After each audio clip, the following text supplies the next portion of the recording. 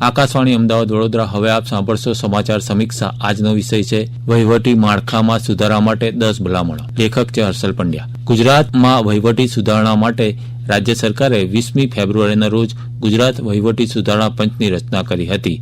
આ પંચની જાહેરાત વિધાનસભામાં બજેટ સત્ર 2025માં કરવામાં આવી હતી અને તેની રચના પણ ફેબ્રુઆરીમાં કરી દેવામાં આવી હતી. નિવૃત્ત વરિષ્ઠ સનદી અધિકારી ડોક્ટર હસમુખ અઢિયાના અધ્યક્ષપદે આ પંચની રચના કરવામાં આવી હતી. વહીવટી સુધારણા વિવિધ પાસાઓને આવરી લઈને આ પંચની રચનાના 2 મહિનામાં 2 અલગ અલગ અહેવાલ પંચે રજૂ કર્યા હતા.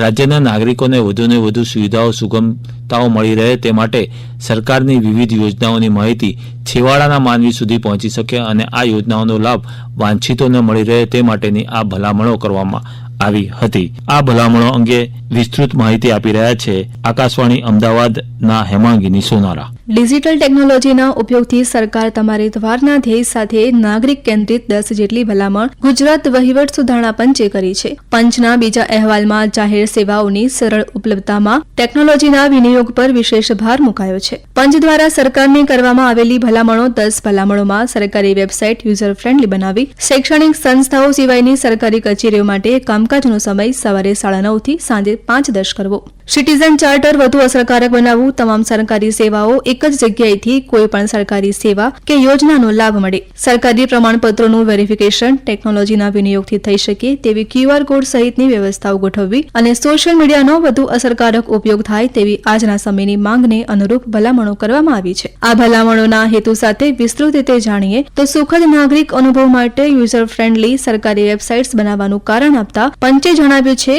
કે સરકારી વેબસાઇટ્સ અને એપ્લિકેશન્સની ગુણવત્તા, સુલભતા અને સુરક્ષા સુનિશ્ચિત કરવા માટે ઓગસ્ટ 2025 સુધીમાં બધી સરકારી વેબસાઇટ્સનું મૂલ્યાંકન કરવા અને ભારત સરકારની વેબસાઇટ્સ અને એપ્લિકેશન્સ માટેની માર્ગદર્શિકાનું પાલન કરવાનું પણ સૂચન કરવામાં આવ્યું છે.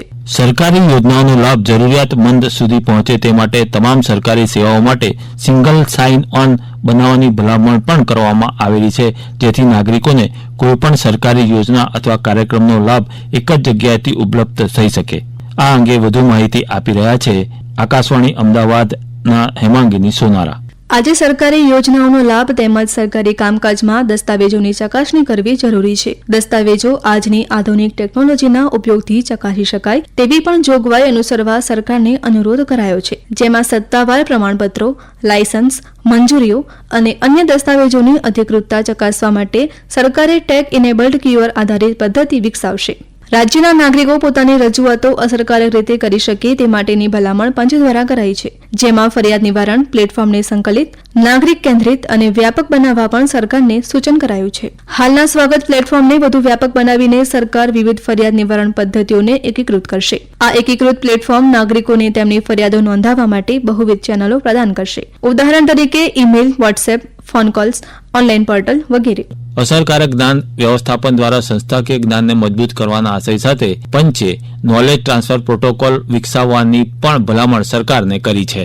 સરકારી વિભાગો દ્વારા ઉપયોગમાં લેવાતા જૂના વાહનોના નિકાલ માટે સરકાર વાહન નિકાલ પ્રોટોકોલ નક્કી કરશે અને બિનઉપયોગી વાહનોના નિકાલ માટેની હાલની વ્યવસ્થાને વધુ સરળ બનાવવા અંગેની ભલામણ પણ કરવામાં આવી છે.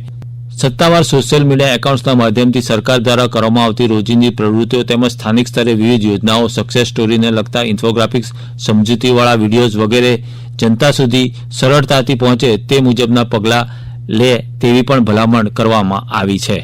બધી સરકારી યોજનાઓને એક્સેસ કરવા માટે એક જ સાઇન ઓન રાખવાની મુખ્ય ભલામણ પણ આ પંચે કરી છે.